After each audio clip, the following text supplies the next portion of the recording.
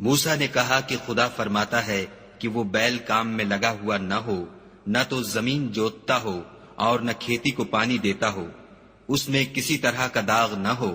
کہنے لگے اب تم نے سب باتیں درست بتا دیں۔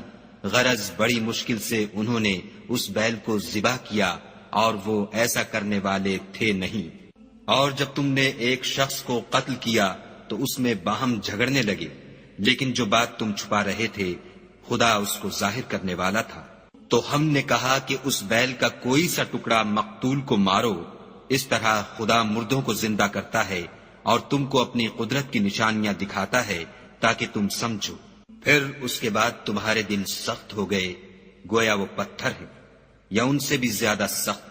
اور پتھر تو بعضے ایسے ہوتے ہیں کہ ان میں سے چشمے پھوٹ نکلتے ہیں، اور بعضے ایسے ہوتے ہیں کہ پھٹ جاتے ہیں اور ان میں سے پانی نکلنے لگتا ہے، اور بعضے ایسے ہوتے ہیں کہ خدا کے خوف سے گر پڑتے ہیں، اور خدا تمہارے عملوں سے بے خبر نہیں۔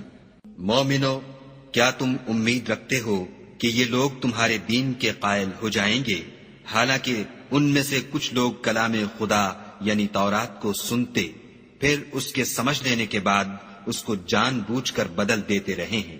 اور یہ لوگ جب مومنوں سے ملتے ہیں تو کہتے ہیں ہم ایمان لے آئے ہیں، اور جس وقت آپس میں ایک دوسرے سے ملتے ہیں تو کہتے ہیں جو بات خدا نے تم پر ظاہر فرمائی ہے وہ تم ان کو اس لیے بتائے دیتے ہو کہ قیامت کے دن اسی کے حوالے سے تمہارے پروردگار کے سامنے تم کو الزام دیں۔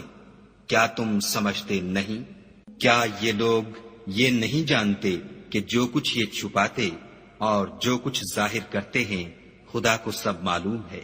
اور بعض ان میں ان پڑھ ہیں کہ اپنے خیالات باطل کے سوا خدا کی کتاب سے واقف ہی نہیں، اور وہ صرف ظن سے کام لیتے ہیں۔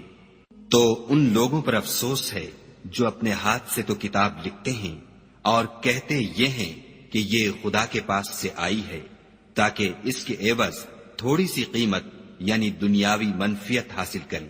ان پر افسوس ہے اس لیے کہ بے اصل باتیں اپنے ہاتھ سے لکھتے ہیں، اور پھر ان پر افسوس ہے اس لیے کہ ایسے کام کرتے ہیں۔ اور کہتے ہیں کہ دوزخ کی آگ ہمیں چند روز کے سوا چھو ہی نہیں سکے گی۔ ان سے پوچھو کیا تم نے خدا سے اقرار لے رکھا ہے کہ خدا اپنے اقرار کے خلاف نہیں کرے گا؟ نہیں، بلکہ تم خدا کے بارے میں ایسی باتیں کہتے ہو جن کا تمہیں مطلق علم نہیں۔